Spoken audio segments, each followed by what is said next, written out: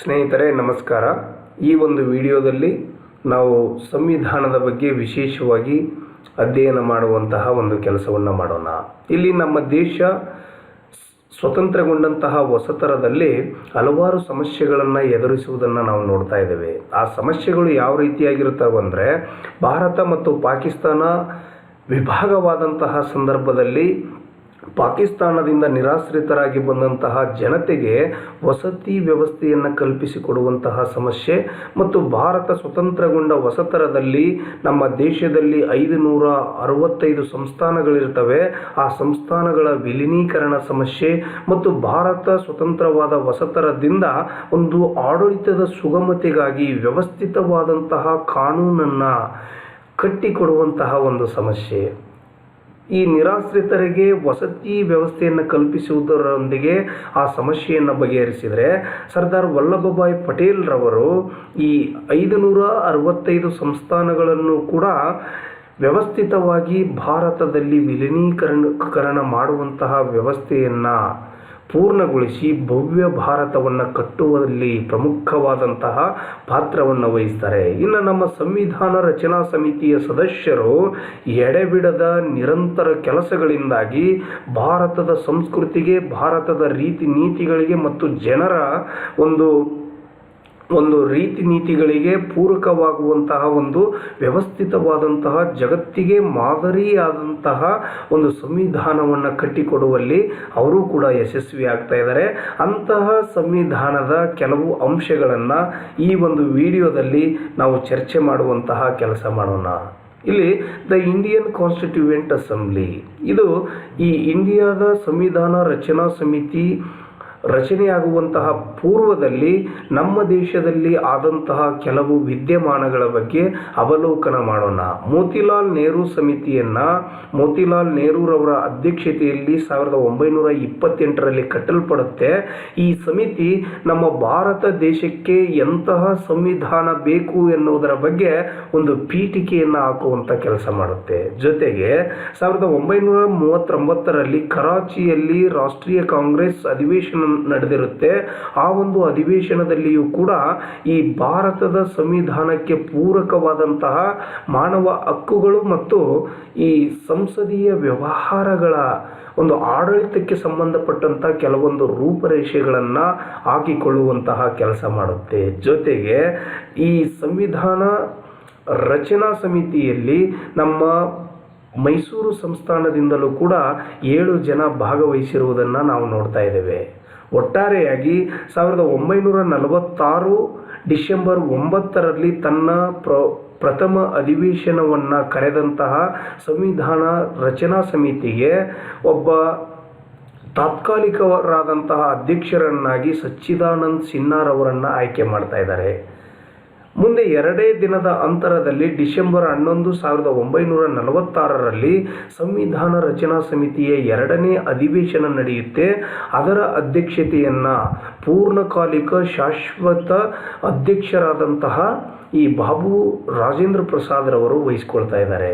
ಒಟ್ಟಾರೆಯಾಗಿ ಸಂವಿಧಾನ ರಚನಾ ಸಮಿತಿಯಲ್ಲಿ ಈ ಡಾಕ್ಟರ್ ಜವಾಹರ್ಲಾಲ್ ನೆಹರು ಮತ್ತು ಡಾಕ್ಟರ್ BR ಅಂಬೇಡ್ಕರ್, ಸುಚೇತಾ ಕೃಪಲಾನಿ, ಸರೋಜಿನಿ ನಾಯ್ಡು, ಅಲ್ಲಾಡಿ ಕೃಷ್ಣಸ್ವಾಮಿ ಅಯ್ಯಂಗಾರ್, ಪನ್ನಿಕರ್, ನಮ್ಮ ಕರ್ನಾಟಕದಿಂದ ಕೆಂಗಲ್ ಹನುಮಂತರಾಯ್, KC S ನಿಜಲಿಂಗಪ್ಪ ಮತ್ತು ಸುಬ್ರಹ್ಮಣ್ಯ, ಇಂತಹ ಹಲವಾರು ಜನ ಭಾಗವಹಿಸಿರುವುದನ್ನು ನಾವು ನೋಡ್ತಾ ಇದ್ದೇವೆ. ಇಲ್ಲಿ ಸಂವಿಧಾನ ರಚನಾ ಸಮಿತಿ ವ್ಯವಸ್ಥಿತವಾಗಿ ರಚನೆಯಾಗುವುದರಲ್ಲಿ, ಮಾದರಿಯಾಗಿ ರಚನೆಯಾಗುವುದರಲ್ಲಿ ಈ ಕ್ರಿಪ್ಸ್ ಆಯೋಗವನ್ನು ನಾವು ಮರೆಯುವಂತಿಲ್ಲ.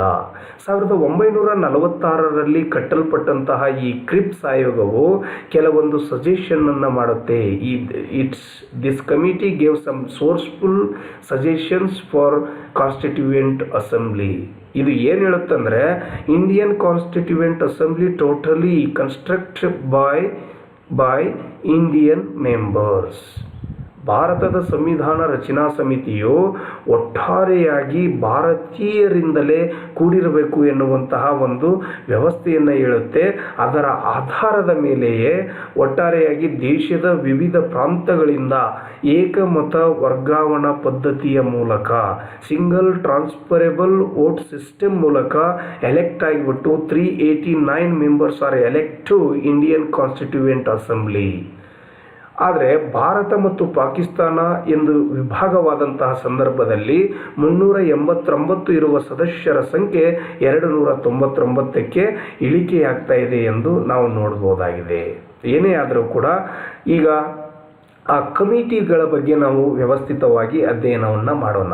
ಇಲ್ಲಿ ಡ್ರಾಫ್ಟಿಂಗ್ ಕಮಿಟಿ ಅಂತ ಬರುತ್ತೆ. ಒಟ್ಟಾರೆಯಾಗಿ ಸಂವಿಧಾನ ರಚನಾ ಸಮಿತಿ 22 ಕಮಿಟಿಗಳನ್ನು 5 ಉಪ ಕಮಿಟಿಗಳನ್ನು ಸಬ್ ಕಮಿಟಿಗಳನ್ನು ಪ್ರಿಪೇರ್ ಮಾಡಿರುತ್ತೆ, ಸೆಟ್ ಮಾಡಿರುತ್ತೆ.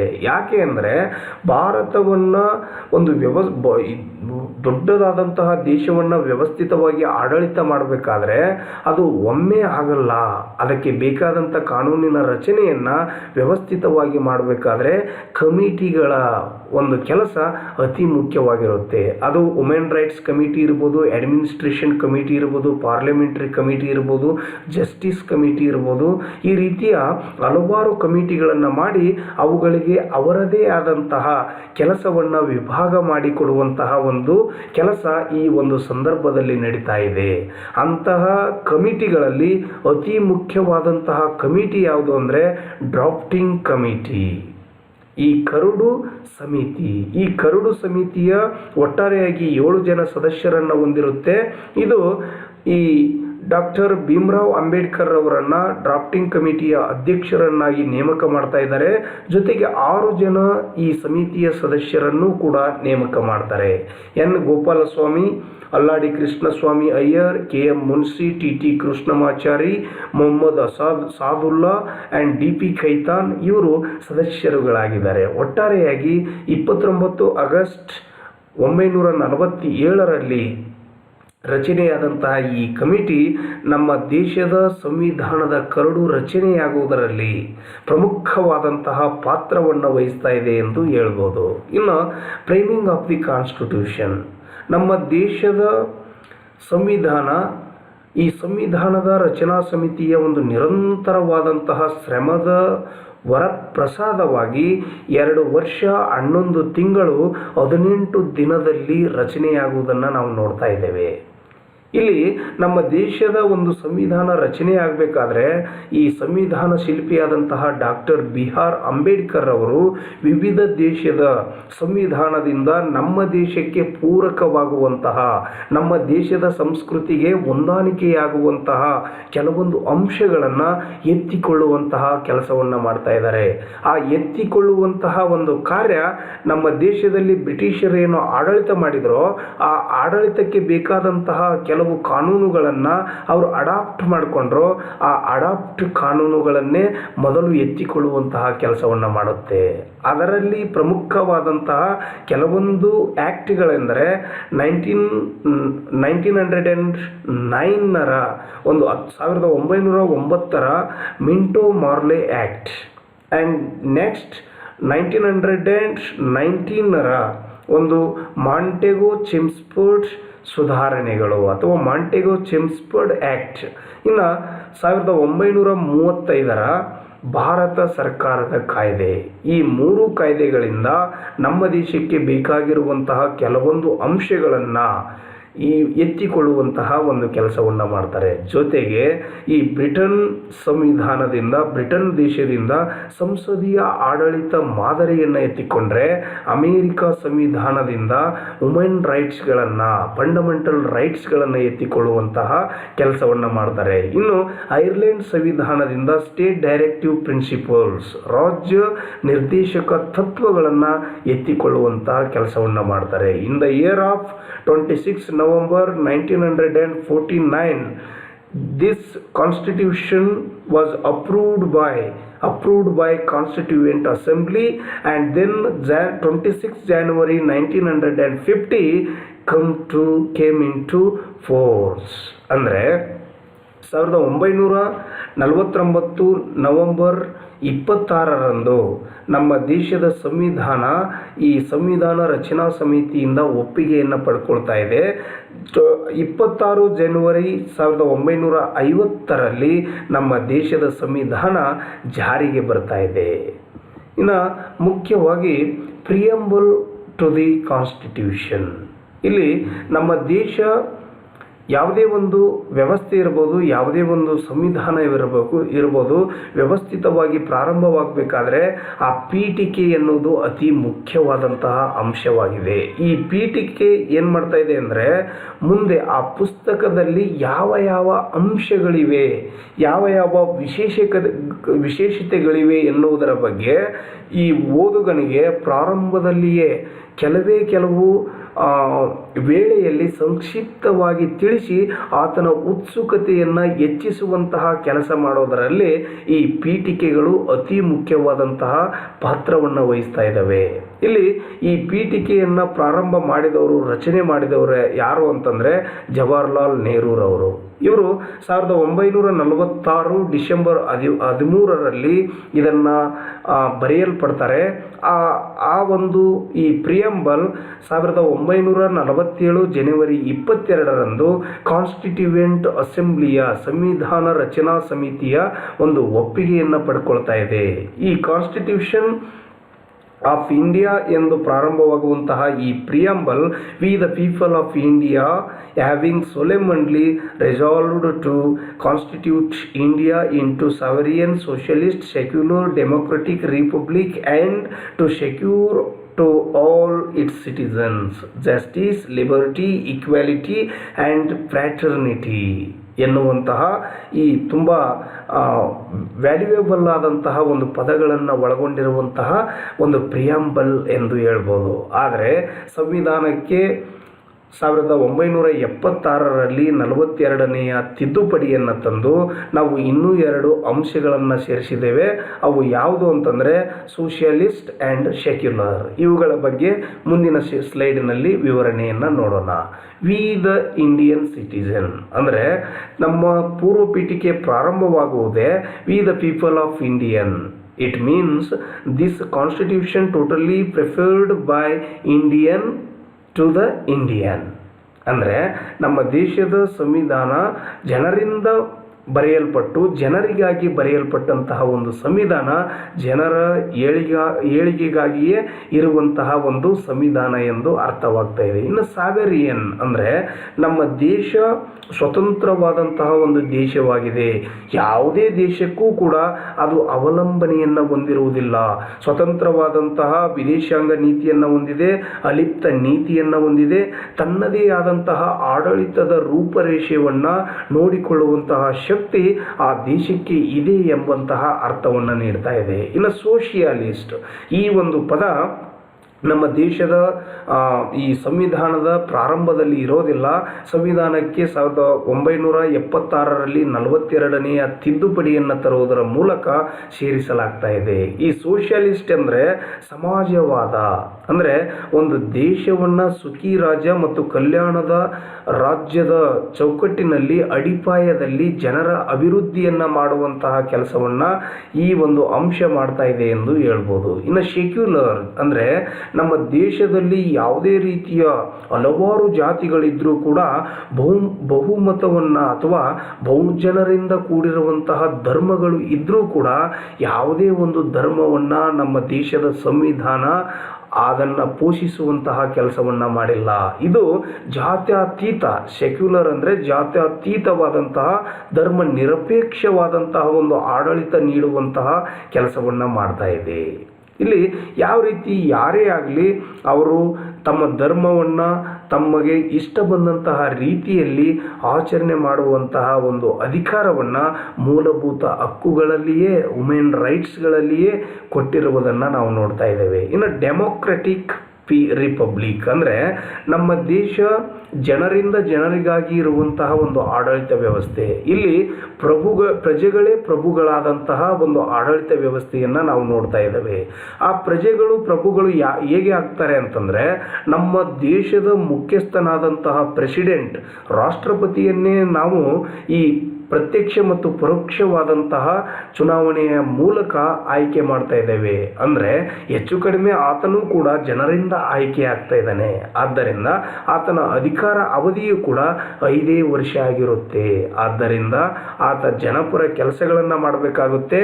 ಜೊತೆಗೆ ಆತ ನಿರಂಕುಶ ಪ್ರಭುವಿನಂತೆ ಆತ ಆಳ್ವಿಕೆಯನ್ನು ಮಾಡೋದಕ್ಕೆ ಸಾಧ್ಯವಾಗುವುದಿಲ್ಲ. ಆದ್ದರಿಂದ ಡೆಮೊಕ್ರಾಟಿಕ್ ರಿಪಬ್ಲಿಕ್ ಎನ್ನುವಂತಹ ಪದವನ್ನು ಪ್ರಿಯಾಂಬಲ್ನಲ್ಲಿ ಬಳಸಲಾಗಿದೆ. ಇನ್ನು ಸಾಲಿಯಂಟ್ ಫ್ಯೂಚರ್ಸ್ ಆಫ್ ಅವರ್ ಕಾನ್ಸ್ಟಿಟ್ಯೂಷನ್ ಅಂದರೆ ಸಂವಿಧಾನದ ಪ್ರಮುಖವಾದಂತಹ ಲಕ್ಷಣಗಳೇನು? Written and lengthy constitution. ನಮ್ಮ ದೇಶದ ಸಂವಿಧಾನಕ್ಕೆ ಅತ್ಯಂತ ದೀರ್ಘವಾದಂತಹ ಮತ್ತು ಲಿಖಿತವಾದಂತಹ ಸಂವಿಧಾನ ಎನ್ನುವಂತಹ ಹೆಗ್ಗಳಿಕೆಗೆ ಪಾತ್ರವಾಗಿದೆ.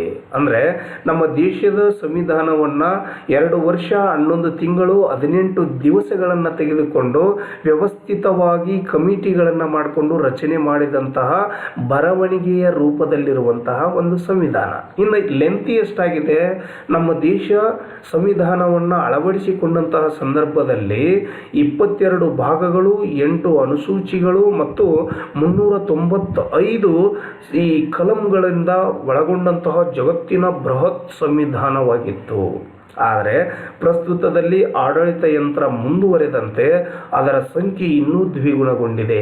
24 ಭಾಗಗಳು 25 ಭಾಗಗಳಾಗಿದ್ದಾವೆ, 12 ಅನುಸೂಚಿಗಳಾಗಿದ್ದಾವೆ, 465 ಕಾಲಂಗಳನ್ನು ಒಳಗೊಂಡಿರುವಂತಹ ಒಂದು ದೀರ್ಘವಾದಂತಹ ಸಂವಿಧಾನವಾಗಿದೆ ಎಂದು ಹೇಳಬಹುದಾಗಿದೆ. ಇನ್ನು ಫೋರ್ಟ್ಲಿ ಫ್ಲೆಕ್ಸಿಬಲಿ ಆ್ಯಂಡ್ ಪಾರ್ಷಿಯಲಿ ರಿಜಿಡ್ ಕಾನ್ಸ್ಟಿಟ್ಯೂಷನ್ ಅಂದರೆ ನಮ್ಮ ದೇಶದ ಸಂವಿಧಾನ ನಮ್ಯ ಮತ್ತು ಅನಮ್ಯ ರೀತಿಯ ಸಂವಿಧಾನವಾಗಿದೆ. ನಮ್ಯ ಅನಮ್ಯ ಅಂದ್ರೆ ಏನು? ಈ ಸಂವಿಧಾನವನ್ನು ತಿದ್ದುಪಡಿ ಮಾಡುವಂತಹ ಪ್ರಕ್ರಿಯೆಯಲ್ಲಿ ವಿಶೇಷವಾದಂತಹ ಪ್ರಕ್ರಿಯೆಯನ್ನು ಅನುಸರಿಸದಿದ್ದರೆ ಅದು ನಮ್ಯ ಅಥವಾ ಸರಳ ಸಂವಿಧಾನವೆಂದು ಹೇಳಲ್ಪಡ್ತಾ ಇದೆ. ಒಂದು ದೇಶದ ಸಂವಿಧಾನವನ್ನು ತಿದ್ದುಪಡಿ ಮಾಡುವಂತಹ ಪ್ರಕ್ರಿಯೆಯಲ್ಲಿ ನಾವು ವಿಶೇಷವಾದಂತಹ ಕಠಿಣವಾದಂತಹ ರೀತಿಗಳನ್ನು ಅಳವಡಿಸಿದರೆ ಅದು ಅನಮ್ಯ ಮತ್ತು ಕಠಿಣ ಸಂವಿಧಾನವಾಗ್ತಾ ಇದೆ. ಇಲ್ಲಿ ನಮ್ಮ ದೇಶದ ಸಂವಿಧಾನದಲ್ಲಿ ನಾವು ಸರಳವಾದಂಥ ರೀತಿಯಲ್ಲಿಯೂ ಸಂವಿಧಾನವನ್ನು ತಿದ್ದುಪಡಿ ಮಾಡ್ತಾ ಇದ್ದೇವೆ ಮತ್ತು ಕಠಿಣವಾದಂತಹ ರೀತಿಯಲ್ಲಿಯೂ ಕೂಡ ನಾವು ಸಂವಿಧಾನವನ್ನು ತಿದ್ದುಪಡಿ ಮಾಡ್ತಿದ್ದೇವೆ. ಆದ್ದರಿಂದ ನಮ್ಮ ದೇಶದ ಸಂವಿಧಾನ partially flexible, partially rigid constitution. ಇನ್ನು ಪಾರ್ಲಿಮೆಂಟರಿ ಫಾರ್ಮ್ ಆಫ್ ಗವರ್ನಮೆಂಟ್. ನಮ್ಮ ದೇಶದ ಸಂವಿಧಾನ ಸಂಸದೀಯ ಮಾದರಿಯ ಸಂವಿಧಾನ, ಪಾರ್ಲಿಮೆಂಟರಿ ಗವರ್ನಮೆಂಟ್. ಏನು ಅಂತಂದರೆ ನಮ್ಮ ದೇಶದ ಸಂಸತ್ತನ್ನು ಜನರಿಂದ ಚುನಾವಣೆಗಳ ಮೂಲಕ, ಮತದಾನದ ಮೂಲಕ ಆ ಸಂಸತ್ತಿನ ಸದಸ್ಯರನ್ನು ಆಯ್ಕೆ ಮಾಡಲಾಗ್ತಾ ಇದೆ. ಆಯ್ಕೆಯಾದಂತಹ ಸಂಸತ್ತು ಈ ದೇಶದಲ್ಲಿಯೇ ಪರಮಾಧಿಕಾರವನ್ನು ಹೊಂದಿರುವಂತಹ ಒಂದು ಸ್ಥಳ ಅಥವಾ ಒಂದು ಅಂಗ ಎಂದು ಹೇಳ್ಬೋದಾಗಿದೆ. ಅದು ಎಷ್ಟು ಶ್ರೇಷ್ಠವಾಗಿದೆ ಅಂದರೆ ನಮ್ಮ ದೇಶದಲ್ಲಿ ಶ್ರೇಷ್ಠವಾದಂತಹ ಸಂವಿಧಾನವನ್ನು ಕೂಡ ಅನುಕೂಲಕ್ಕೆ ತಿದ್ದುಪಡಿ ಮಾಡುವಷ್ಟು ಶಕ್ತಿಯನ್ನು ಪಡೆದುಕೊಂಡಿದೆ. ಜೊತೆಗೆ ನಮ್ಮ ದೇಶದ ಸಂಸತ್ತು ಮಂತ್ರಿಗಳನ್ನು ಆಯ್ಕೆ ಮಾಡ್ತಾ ಇದೆ, ಪ್ರಧಾನ ಮಂತ್ರಿಯನ್ನು ಆಯ್ಕೆ ಮಾಡ್ತಾ ಇದೆ. ಅವರು ಏನಾದರೂ ನಮ್ಮ ದೇಶದ ಶಾಸಕಾಂಗದ ಸಂಸತ್ತಿನ ಒಂದು ವಿಶ್ವಾಸವನ್ನು ಕಳೆದುಕೊಂಡ್ರೆ ಆ ತಕ್ಷಣದಿಂದಲೇ ತಮ್ಮ ಅಧಿಕಾರವನ್ನು, ತಮ್ಮ ಮಂತ್ರಿ ಪದವಿಯನ್ನು ಕಳೆದುಕೊಳ್ಳಬೇಕಾಗ್ತಾ ಇದೆ. ಅಷ್ಟು ಸದೃಢವಾದಂತಹ ಒಂದು ಸರ್ಕಾರ ನಮ್ಮ ಪಾರ್ಲಿಮೆಂಟರಿ ಗವರ್ನಮೆಂಟ್ ಎಂದು ಹೇಳ್ಬೋದು. ಇನ್ನು ರಿಪಬ್ಲಿಕ್ ಸಿಸ್ಟಮ್. ನಾನು ಪ್ರಿಯಾಂಬಲ್ದಲ್ಲಿ ಹೇಳಿದಂತೆ ನಮ್ಮ ದೇಶ ಒಂದು ಗಣರಾಜ್ಯವಾಗಿದೆ. ಇಲ್ಲಿ ನಿರಂಕುಶ ಅಧಿಕಾರಕ್ಕೆ ಆಸ್ಪದವಿಲ್ಲ. ನಮ್ಮ ದೇಶದ ಒಬ್ಬ ಮುಖ್ಯಸ್ಥನನ್ನೇ ನಾವು ಚುನಾವಣೆಗಳ ಮೂಲಕ ಈ single transferable vote system election ಮೂಲಕ ಎಲೆಕ್ಟ್ ಮಾಡ್ತೀವಿ. ಅದು ಎಷ್ಟರ ಅವಧಿಗೆ? 5 ವರ್ಷದ ಅವಧಿಗೆ. ನಮ್ಮ ದೇಶದ ಸಂಸತ್ತನ್ನು ನಾವು ಜನರಿಂದ ಆಯ್ಕೆಯಾಗಿ ಹೋಗ್ಬಿಟ್ಟು ರಚನೆ ಮಾಡ್ತಾ ಇದ್ದೇವೆ. ಅದು ಎಷ್ಟರ ಅವಧಿಗೆ? 5 ವರ್ಷದ ಅವಧಿಗೆ. ಆದ್ದರಿಂದ ನಮ್ಮ ದೇಶ ಗಣರಾಜ್ಯ ಅಂದರೆ ಗುಂಪುಗಳಿಂದ ಕೂಡಿದಂತಹ ರಾಜ್ಯ ಮತ್ತು ಜನರಿಂದ ಪ್ರಭುತ್ವವನ್ನು ಪಡೆದುಕೊಂಡಿರುವಂತಹ ಒಂದು ರಾಜ್ಯ ಎಂದು ಹೇಳ್ಬೋದು. ಇನ್ನು ಜೊತೆಗೆ independent and centralised judiciary system. ಇಲ್ಲಿ ನಮ್ಮ ದೇಶದ ಸಂವಿಧಾನದಲ್ಲಿ 3 ಅಂಗಗಳನ್ನು ವ್ಯವಸ್ಥಿತವಾಗಿ ವಿಭಾಗ ಮಾಡಿರುವುದನ್ನು ನೋಡ್ತಾ ಇದ್ದೇವೆ. ಕಾರ್ಯಾಂಗ ಶಾಸಕಾಂಗದೊಂದಿಗೆ, ಶಾಸಕಾಂಗ ಕಾರ್ಯಾಂಗದೊಂದಿಗೆ ಕೋಆರ್ಡಿನೇಷನ್ ಇರುವಂಥದ್ದನ್ನು ನಾವು ನೋಡ್ತಾ ಇದ್ದೇವೆ. ಆದರೆ ನಮ್ಮ ದೇಶದಲ್ಲಿ ವ್ಯವಸ್ಥಿತವಾದಂತಹ ನ್ಯಾಯ ವ್ಯವಸ್ಥೆ ಇರಬೇಕು. ನ್ಯಾಯ ವ್ಯವಸ್ಥೆ ವ್ಯವಸ್ಥಿತವಾಗಿ ಇರಬೇಕಂದ್ರೆ ಅದು ಸ್ವತಂತ್ರವಾಗಿರಬೇಕು ಎಂದು ತಿಳಿದುಕೊಂಡು ಈ ಜುಡಿಷಿಯರಿ ಸಿಸ್ಟಮ್ ಅನ್ನು ಸಪರೇಟ್ ಮಾಡಲಾಗಿದೆ ಮತ್ತು ಫ್ರೀಡಮ್ ಇಂಡಿಪೆಂಡೆಂಟ್ ಮಾಡಲಾಗಿದೆ. ಯಾವುದೇ ರೀತಿ ಜುಡಿಷಿಯಲ್ ಲೆಜಿಸ್ಲೇಟಿವ್ ಇರ್ಬೋದು, ಎಕ್ಸಿಕ್ಯೂಟಿವ್ ಇರ್ಬೋದು, ಅಕ್ವೈರ್ ಮಾಡ್ಕೊಳ್ಳೋಕ್ಕೆ ಆಗಲ್ಲ, ಪ್ರೆಷರ್ ಮಾಡೋಕ್ಕೆ ಆಗಲ್ಲ. ಹೀಗಾಗಿ ಈ ಸೆಂಟ್ರಲೈಸ್ಡ್ ಮತ್ತು ಇಂಡಿಪೆಂಡೆಂಟ್. ಇನ್ನು ಸೆಂಟ್ರಲೈಸ್ಡ್ ಹೆಂಗೆ? ನಮ್ಮ ದೇಶದಲ್ಲಿ ಏಕ ಮಾದರಿಯ ಕಾನೂನು ವ್ಯವಸ್ಥೆ ಇದೆ. ಇಲ್ಲಿ ರಾಜ್ಯಕ್ಕೆ ಒಂದು ಮತ್ತು ಈ ರಾಷ್ಟ್ರಕ್ಕೆ ಒಂದು ಎನ್ನುವ ರೀತಿಯಲ್ಲಿ ಕಾನೂನು ವ್ಯವಸ್ಥೆ ಇಲ್ಲ. ಆದರೆ ಹೈಕೋರ್ಟ್, ಸುಪ್ರೀಂ ಕೋರ್ಟ್, ಸ್ಟೇಟಲ್ಲಿ ಹೈಕೋರ್ಟ್ ಇರುತ್ತೆ, ಸೆಂಟ್ರಲಲ್ಲಿ ಸುಪ್ರೀಂ ಕೋರ್ಟ್ ಇರುತ್ತೆ. ಆದರೂ ಕೂಡ ಅವು ಒಂದೇ ವ್ಯವಸ್ಥೆಯ ಅಡಿಯಲ್ಲಿ ಏಕ ರೀತಿಯ ಸೆಂಟ್ರಲೈಸ್ಡ್ ಜುಡಿಷರಿ ಸಿಸ್ಟಮ್ ಇರುವುದರ ಬಗ್ಗೆ ನಮ್ಮ ದೇಶದ ಸಂವಿಧಾನದಲ್ಲಿ ಲಿಖಿತ ರೀತಿಯಲ್ಲಿ ಹೇಳಲಾಗಿದೆ. ಇಲ್ಲಿ ಸೆಂಟ್ರಲಲ್ಲಿ ಸುಪ್ರೀಂ ಸುಪೀರಿಯರ್ ಮತ್ತು ಹೈಕೋರ್ಟ್ಗೂ ಕೂಡ ಸುಪ್ರೀಂ ಸುಪೀರಿಯರ್, ಹೈಕೋರ್ಟ್ ಅಂಡರಲ್ಲಿ ಇನ್ನಿತರ ಜಿಲ್ಲಾ ಮತ್ತು ತಾಲೂಕು ನ್ಯಾಯಾಲಯಗಳ ಒಂದು ವ್ಯವಸ್ಥೆ ಇರುವುದನ್ನು ನಾವು ನೋಡ್ತಾ ಇದ್ದೇವೆ. ಆದ್ದರಿಂದ independent and centralised judiciary system. Single citizenship. ನಮ್ಮ ದೇಶ ನಿಮಗೆ ಗೊತ್ತಿರುವಂತೆ 29 ರಾಜ್ಯಗಳು, 7-8 ಕೇಂದ್ರಾಡಳಿತ ಪ್ರದೇಶಗಳಿಂದ ಒಳಗೊಂಡು ಸುಮಾರು ಉತ್ತರ ದಕ್ಷಿಣವಾಗಿ 2933 ಮತ್ತು ಪೂರ್ವ ಪಶ್ಚಿಮವಾಗಿ 3214 ಕಿಲೋಮೀಟರ್ಗಳನ್ನು ಒಳಗೊಂಡಿರುವಂತಹ ಜಗತ್ತಿನ 7ನೇ ದೊಡ್ಡ ರಾಷ್ಟ್ರ. ಆದರೂ ಕೂಡ ಈ ದೇಶದಲ್ಲಿ ವಿವಿಧತೆಯಲ್ಲಿ ಏಕತೆ ಇರಲಿ ಎನ್ನುವುದಕ್ಕೋಸ್ಕರವಾಗಿ ಈ ಸಿಂಗಲ್ ಸಿಟಿಜನ್ಶಿಪ್, ನೀವು ಯಾವುದೇ ದೇಶ ಇರಲಿ, ಅದು ಕಾಶ್ಮೀರದಲ್ಲೇ ಇರಲಿ, ತಮಿಳುನಾಡಿನಲ್ಲೇ ಇರಲಿ, ಕರ್ನಾಟಕದಲ್ಲೇ ಇರಲಿ, ಅವರೆಲ್ಲರಿಗೂ ಕೂಡ ಒಂದೇ ನಾಗರಿಕತ್ವವನ್ನು ಹೊಂದಿರುವುದನ್ನು ನೋಡ್ತಾ ಇದ್ದೇವೆ.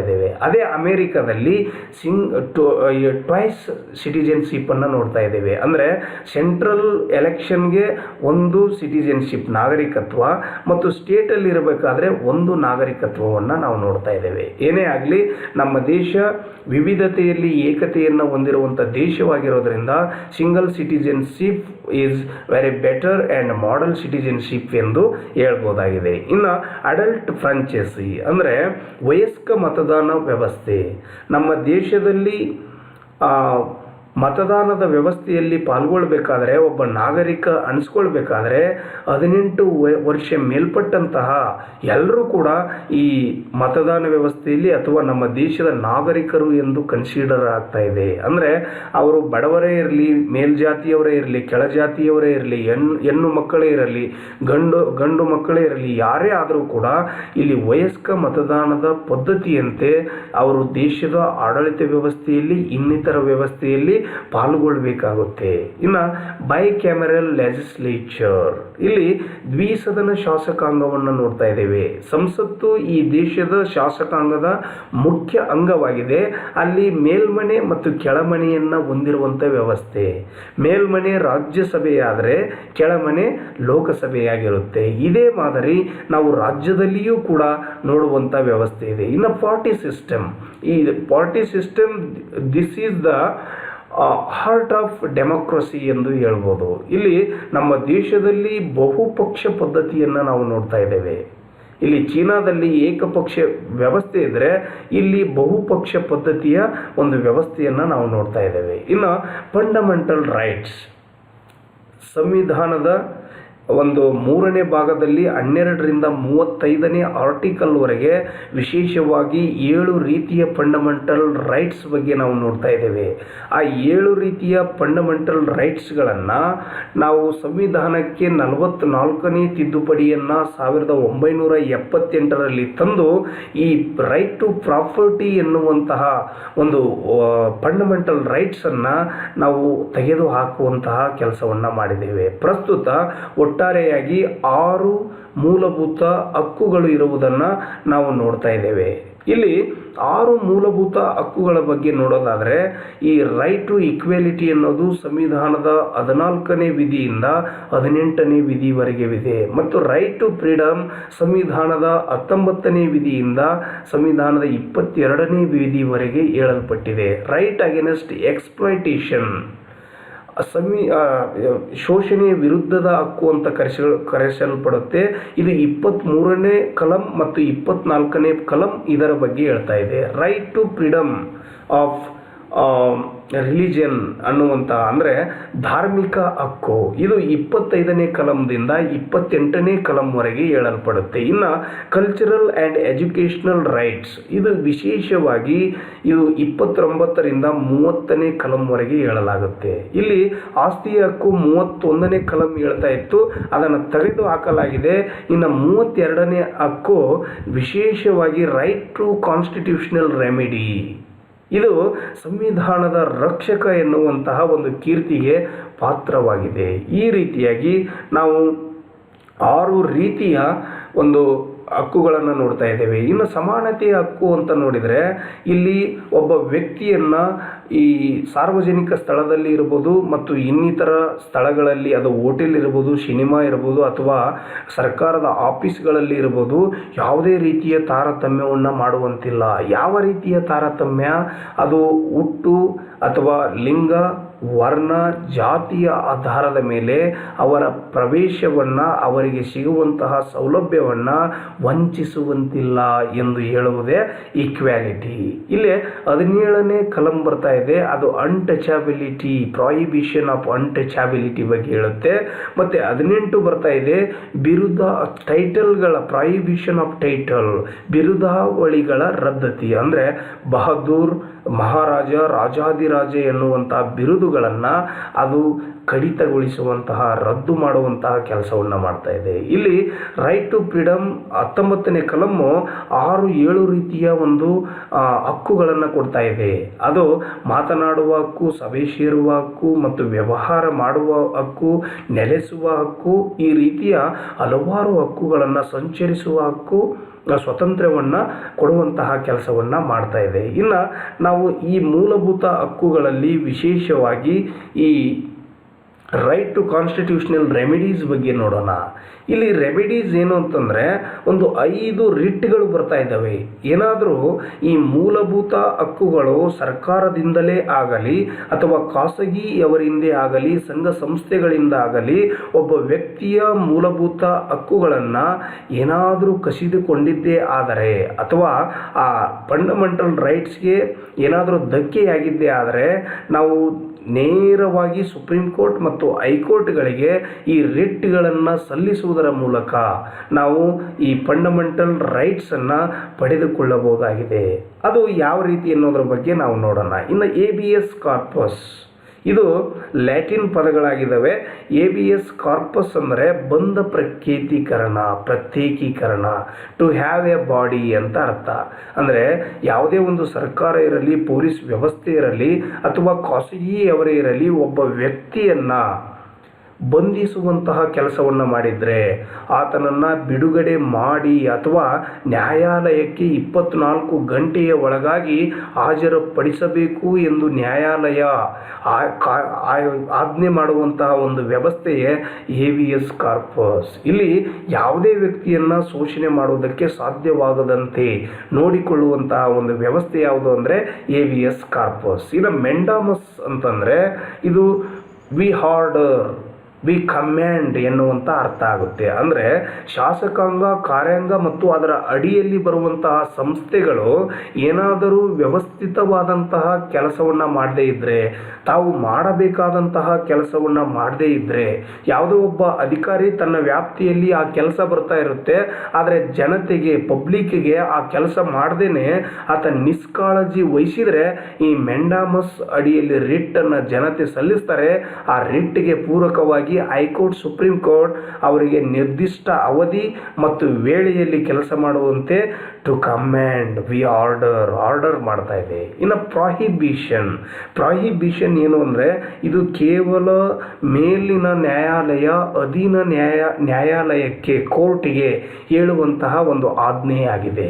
ಇಲ್ಲಿ ಏನಾದರೂ ಅಧೀನ ನ್ಯಾಯಾಲಯ ತನ್ನ ವ್ಯಾಪ್ತಿಯನ್ನು ಮೀರಿ ನೈಸರ್ಗಿಕ ನಿಯಮಕ್ಕೆ ವಿರುದ್ಧವಾಗಿ ಒಂದು ಕಾಯ್ದೆ ಅಥವಾ ಒಂದು ಆಜ್ಞೆಯನ್ನು ನೀಡಿದರೆ, ಒಂದು ಕೇಸನ್ನು ತೀರ್ಮಾನ ಮಾಡಿದರೆ ಅದನ್ನು ನಿಲ್ಲಿಸುವಂತಹ ಒಂದು ವ್ಯವಸ್ಥೆಯೇ ಫಾರ್ಬಿಡ್ ಅಂದರೆ ನಿಷೇಧಾಜ್ಞೆ ಎಂದು ಹೇಳಲ್ಪಡುತ್ತೆ. ಇನ್ನು ಕೋವಾರಂಟ್ ಏನು ಅಂತಂದರೆ ಯಾವುದೇ ಒಬ್ಬ ವ್ಯಕ್ತಿ ದೇಶದ ಉನ್ನತ ಹುದ್ದೆಯನ್ನು ಅಕ್ರಮವಾಗಿ ಪಡೆದುಕೊಂಡರೆ, ತಪ್ಪು ದಾರಿಯಲ್ಲಿ ಆ ಸರ್ಕಾರಿ ಹುದ್ದೆಯನ್ನು ಪಡೆದುಕೊಂಡ್ರೆ ಅದನ್ನು ತಡೆ ಹಿಡಿಯುವಂಥ ಕೆಲಸ, ಅದು ಸಲ್ಲಬೇಕಾದವರಿಗೆ ಸಲ್ಲಿಸುವಂತಹ ಕೆಲಸವನ್ನು ಈ ವಾರಂಟ್ ರಿಟ್ ಅಡಿಯಲ್ಲಿ ನಮ್ಮ ನ್ಯಾಯಾಲಯ ಸುಪ್ರೀಂ ಕೋರ್ಟ್ ಹೈಕೋರ್ಟ್ ಮಾಡ್ತಾ ಇದ್ದಾವೆ ಎಂದು ಹೇಳ್ಬೋದು. ಇನ್ನು ಸರ್ಶಿಯೋರರಿ ಅಂದರೆ ಏನಂದರೆ ಇದು ಕೂಡ ಮೇಲಿನ ನ್ಯಾಯಾಲಯ ಕೆಳ ನ್ಯಾಯಾಲಯಕ್ಕೆ ಕೆಳ ನ್ಯಾಯಾಲಯ ತನ್ನ ಅಧಿಕಾರ ವ್ಯಾಪ್ತಿ ಪರಿಮಿತಿಯನ್ನು ಮೀರಿ ಆ ಒಂದು ಮೊಕದ್ದಮೆಗೆ ನೀಡಿರುವಂತಹ ಒಂದು ಶಿಕ್ಷೆಯನ್ನು ತಡೆ ಹಿಡಿಯುವುದಕ್ಕೋಸ್ಕರವಾಗಿ ಆ ದಾಖಲೆಗಳನ್ನು ಈ ಕಮೆಂಡ್ ಮಾಡಿಬಿಟ್ಟು ಮೇಲಿನ ನ್ಯಾಯಾಲಯ ತರಿಸಿಕೊಳ್ಳುವಂತಹ ಒಂದು ವ್ಯವಸ್ಥೆಯೇ ಸರ್ಶಿಯೋರರಿ ಎಂದು ಹೇಳ್ಬೋದು. ಒಟ್ಟಾರೆಯಾಗಿ ಈ 5 ರಿಟ್ಗಳು ಈ ಮೂಲಭೂತ ಹಕ್ಕುಗಳನ್ನು ರಕ್ಷಣೆ ಮಾಡುವುದರಲ್ಲಿ ಪ್ರಮುಖವಾದಂತಹ ಪಾತ್ರ ವಹಿಸ್ತವೆ ಎಂದು ಹೇಳ್ಬೋದು. ಇನ್ನು ನಾವು ಮುಖ್ಯವಾಗಿ ಫಂಡಮೆಂಟಲ್ ಡ್ಯೂಟೀಸ್ ಬಗ್ಗೆ ಬರೋಣ. ಈ ಡ್ಯೂಟೀಸ್ಗಳು ನಮ್ಮ ಸಂವಿಧಾನದ ಪ್ರಾರಂಭದಲ್ಲಿ, ಸಂವಿಧಾನ ರಚನೆಯ ಸಂದರ್ಭದಲ್ಲಿ ಇರೋದಿಲ್ಲ. ಸಂವಿಧಾನಕ್ಕೆ 1976ರಲ್ಲಿ 42ನೇ ತಿದ್ದುಪಡಿಯನ್ನು ತರುವುದರ ಮೂಲಕ ಈ ಫಂಡಮೆಂಟಲ್ ರೈಟ್ಸನ್ನು ಸಂವಿಧಾನದ ಭಾಗ 4A ಕಲಂ 51A ಅಡಿಯಲ್ಲಿ ಒಟ್ಟಾರೆಯಾಗಿ 11 ರೀತಿಯ ಫಂಡಮೆಂಟಲ್ ಡ್ಯೂಟೀಸ್ಗಳನ್ನು ನೀಡಿರುವುದನ್ನು ನಾವು ನೋಡ್ತಾ ಇದ್ದೇವೆ. ಅಂದರೆ ನಮ್ಮ ಭಾರತದಲ್ಲಿ ಇರುವಂತಹ ಜನತೆ ಕೇವಲ ಸಂವಿಧಾನದಿಂದ ಅಥವಾ ಸರ್ಕಾರದಿಂದ ಲಾಭವನ್ನು ಪಡೆದುಕೊಂಡ್ರೆ ಮಾತ್ರ ಅಲ್ಲ, ದೇಶಕ್ಕಾಗಿ ಏನಾದರೂ ಕೆಲಸವನ್ನು ಮಾಡಬೇಕು ಎನ್ನುವುದಕ್ಕೋಸ್ಕರವಾಗಿ ಈ ಫಂಡಮೆಂಟಲ್ ಡ್ಯೂಟೀಸನ್ನು ಜಾರಿಗೆ ತಂದಿರುವುದನ್ನು ನಾವು ನೋಡ್ತಾ ಇದ್ದೇವೆ. ಇಲ್ಲಿ ಇದರ ಹಿನ್ನೆಲೆ ಏನು? ತುರ್ತು ಪರಿಸ್ಥಿತಿಯ ಸಂದರ್ಭದಲ್ಲಿ ಆದಂತಹ ಅನಾನುಕೂಲಗಳನ್ನು ಸರಿದೂಗಿಸುವುದಕ್ಕೋಸ್ಕರವಾಗಿ ಇಂದಿರಾ ಗಾಂಧಿಯ ಸರ್ಕಾರ ಈ ಸ್ವರ್ಣ ಸಿಂಗ್ ಸಮಿತಿಯನ್ನು ನೇಮಕ ಮಾಡ್ತಾ ಇದೆ. ಈ ಸ್ವರ್ಣ ಸಿಂಗ್ ಸಮಿತಿ ರಷ್ಯಾದ ಒಂದು ಆಡಳಿತ ವ್ಯವಸ್ಥೆಯಲ್ಲಿರುವಂತಹ ಫಂಡಮೆಂಟಲ್ ಡ್ಯೂಟೀಸನ್ನು ಕುಲಂಕುಷವಾಗಿ ಅಧ್ಯಯನ ಮಾಡಿ ನಮ್ಮ ದೇಶಕ್ಕೆ ಬೇಕಾದಂತೆ, ನಮ್ಮ ಸಂಸ್ಕೃತಿಗೆ ಪೂರಕವಾದಂತೆ ಈ 10 ರೀತಿಯ ಈ ಫಂಡಮೆಂಟಲ್ ಡ್ಯೂಟೀಸನ್ನು ಆ್ಯಡ್ ಮಾಡುವಂತಹ ಕೆಲಸವನ್ನು ಮಾಡ್ತಾ ಇದೆ. ಮತ್ತು ಸಂವಿಧಾನಕ್ಕೆ 2002ರಲ್ಲಿ 86ನೇ ತಿದ್ದುಪಡಿಯನ್ನು ತಂದು ಅಲ್ಲಿ ಇನ್ನೊಂದು ಡ್ಯೂಟೀಸನ್ನು ಆ್ಯಡ್ ಮಾಡುವಂತಹ ಕೆಲಸ ನಡೆಯುತ್ತೆ. ಆ ಡ್ಯೂಟೀಸ್ ಯಾವುದು ಅಂತಂದರೆ 11ನೇ ಡ್ಯೂಟೀಸು ಈ 6ರಿಂದ 14 ವರ್ಷದ ಮಕ್ಕಳಿಗೆ ಉಚಿತ ಮತ್ತು ಕಡ್ಡಾಯ ಶಿಕ್ಷಣವನ್ನು ಕೊಡಿಸುವಂತಹ ಜವಾಬ್ದಾರಿ ಪಾಲಕರದಾಗಿರುತ್ತೆ, ತಂದೆ ತಾಯಿಗಳದ್ದು ಅಥವಾ ಮಗುವಿನ ಪೋಷಕರದ್ದಾಗಿರುತ್ತೆ ಎನ್ನುವಂತೆ ಹೇಳೋದು 11ನೇ ಫಂಡಮೆಂಟಲ್ ಡ್ಯೂಟೀಸ್. ಇನ್ನು 1ನೇದು ಏನು ಹೇಳುತ್ತೆ? You should respect the national flag and national anthem. ಅಂದರೆ ನಮ್ಮ ದೇಶದ ಏಕತೆಗೋಸ್ಕರವಾಗಿ ಜಗತ್ತಿಗೆ ಮಾದರಿಯಾದಂತಹ ಒಂದು ನ್ಯಾಷನಲ್ ಅಂಥೆಮ್ ಇದೆ, ಒಂದು ನ್ಯಾಷನಲ್ ಫ್ಲ್ಯಾಗ್ ಇದೆ. ಇದು ನಮ್ಮ ದೇಶದ ಕಲ್ಚರನ್ನು ಇಂಡಿಕೇಟ್ ಮಾಡುತ್ತೆ. ಇದನ್ನು ರಕ್ಷಣೆ ಮಾಡುವುದು ನಿಮ್ಮೆಲ್ಲರ ಜವಾಬ್ದಾರಿ ಎಂದು ಹೇಳ್ತಾ ಇದೆ. ಇನ್ನು ಜೊತೆಗೆ you should respect and you should inspire our national struggle for freedom noble ideas. ಅಂದರೆ ನಮ್ಮ ದೇಶದ ಸ್ವತಂತ್ರಕ್ಕೋಸ್ಕರವಾಗಿ, ನಮ್ಮ ದೇಶವನ್ನು ರಕ್ಷಣೆ ಮಾಡುವುದಕ್ಕೋಸ್ಕರವಾಗಿ ಸಾಕಷ್ಟು ಜನ ತಮ್ಮ ಪ್ರಾಣವನ್ನು, ತಮ್ಮ ಜೀವನವನ್ನು ಒತ್ತೆಯಾಗಿಟ್ಟಿದ್ದಾರೆ. ಅವರಿಗೆ ರೆಸ್ಪೆಕ್ಟನ್ನು ಕೊಡಬೇಕು, ಅವರಿಂದ ಇನ್ಸ್ಪೈರನ್ನು ಆಗಬೇಕು ಅನ್ನೋದೇ ಈ 51 ಸಿಯ ಸಿಯ ಕಲಂನ ಒಂದು ಆಶಯ.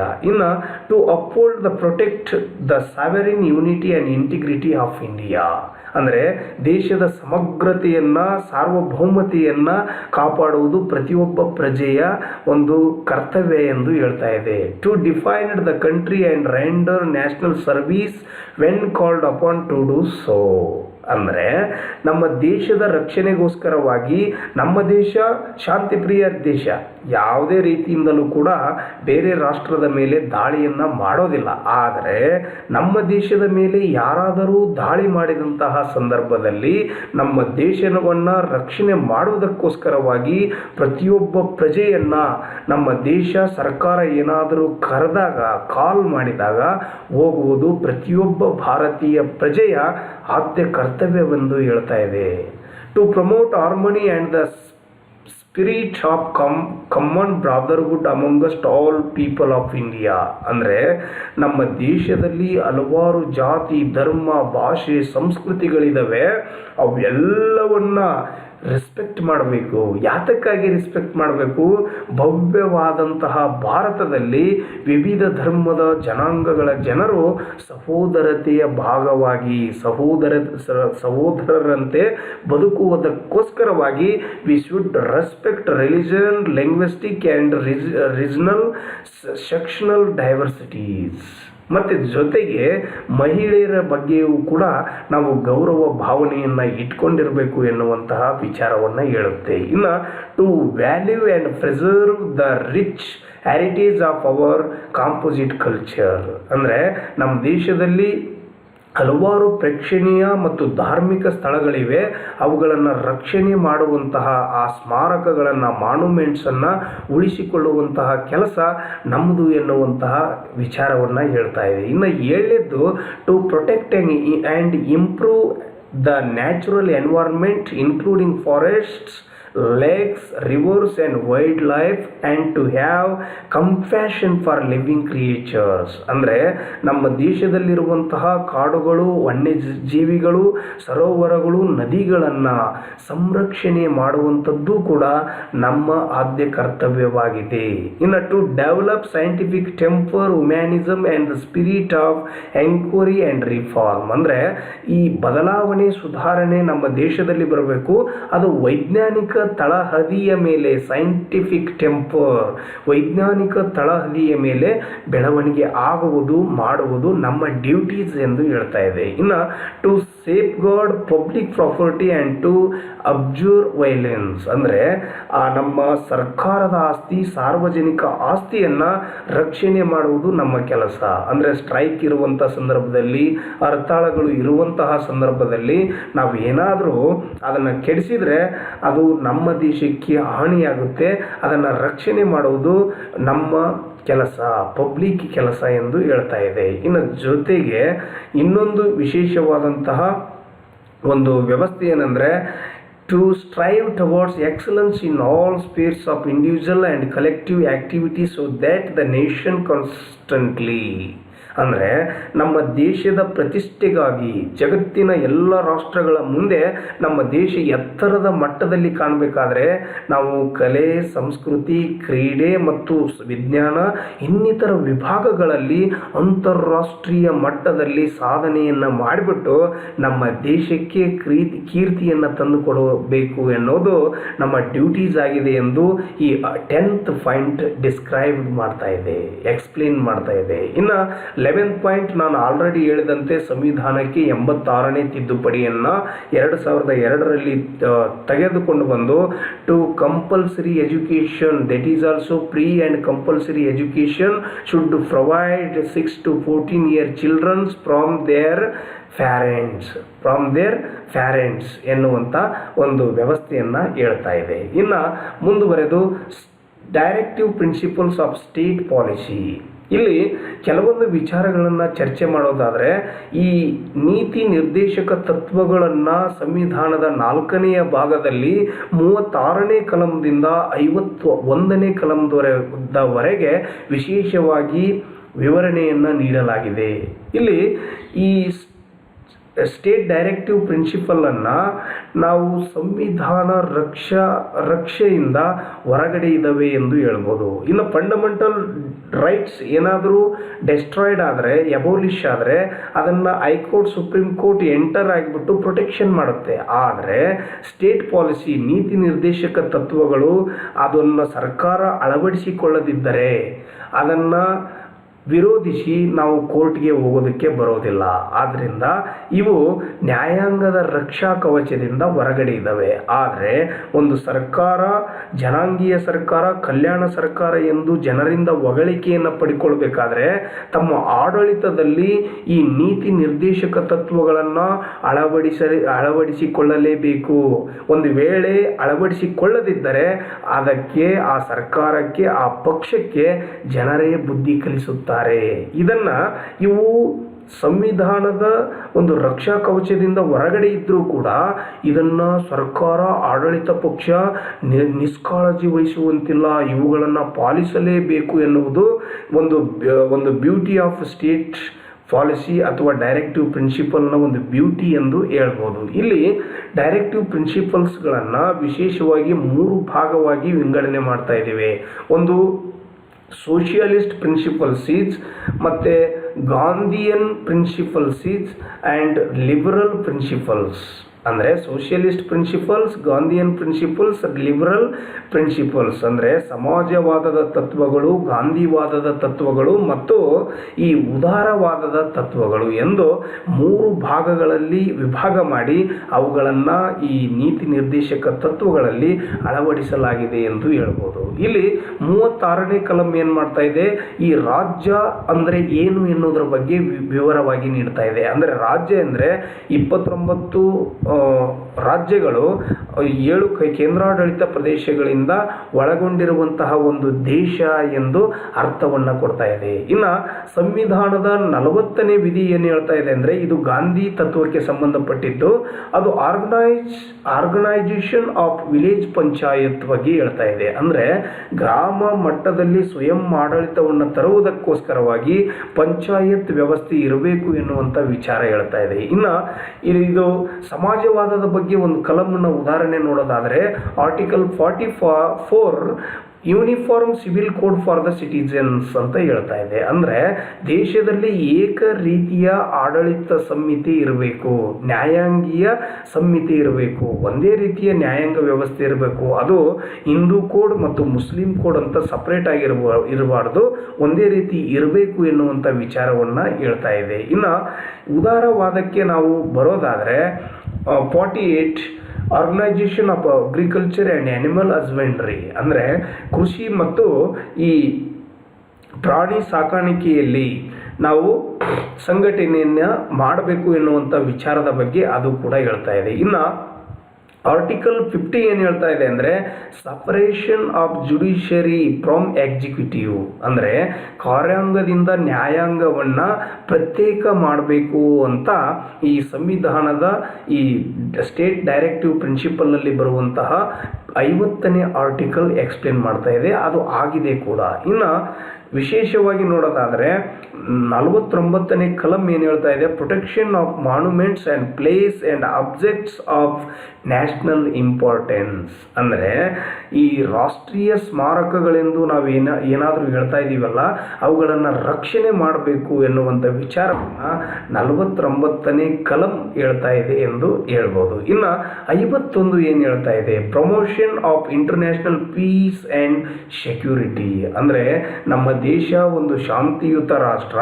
ಇಲ್ಲಿ ನಾವು ಅಂತಾರಾಷ್ಟ್ರೀಯ ಸಂಬಂಧಗಳನ್ನು ಬೇರೆ ದೇಶದೊಂದಿಗೆ ಯಾವ ರೀತಿಯಾಗಿ ಇಟ್ಕೋಬೇಕು ಅಂದರೆ ಶಾಂತಿಯಿಂದ ಕೂಡಿರಬೇಕು ಮತ್ತು ರಕ್ಷಣಾತ್ಮಕವಾಗಿರಬೇಕು ಎನ್ನುವಂಥ ವಿಚಾರಗಳನ್ನು, ಕಲ್ಯಾಣ ರಾಜ್ಯದ ಪರಿಕಲ್ಪನೆಯನ್ನು, ವೆಲ್ಫೇರ್ ಸ್ಟೇಟ್ ಕಾನ್ಸೆಪ್ಟನ್ನು ಈ ಸ್ಟೇಟ್ ಡೈರೆಕ್ಟಿವ್ ಪ್ರಿನ್ಸಿಪಲ್ ಅಂಡರಲ್ಲಿ ನಾವು ನೋಡ್ತಾ ಇದ್ದೇವೆ. ಇಷ್ಟು ವಿಚಾರಗಳನ್ನು ನಾವು ವಿಶೇಷವಾಗಿ ಸಂವಿಧಾನದ ಬೆಳವಣಿಗೆ, ರಕ್ಷಣೆ ಮತ್ತು women rights, state directive principles ಮತ್ತು ಈ ಫಂಡಮೆಂಟಲ್ ಡ್ಯೂಟೀಸ್ ಬಗ್ಗೆ ಈ ಒಂದು ವಿಡಿಯೋದಲ್ಲಿ ವಿಶೇಷವಾಗಿ ನೋಡಿದ್ದೇವೆ. ಮುಂದಿನ ವಿಡಿಯೋದಲ್ಲಿ ಇನ್ನೂ ಹೆಚ್ಚಿನ ವಿಚಾರಗಳನ್ನು ನೋಡೋಣ ಎಂದು ಹೇಳ್ತಾ ಈ ಒಂದು ವಿಡಿಯೋವನ್ನು ಮುಗಿಸ್ತಾ ಇದ್ದೇನೆ. ನಮಸ್ಕಾರಗಳು.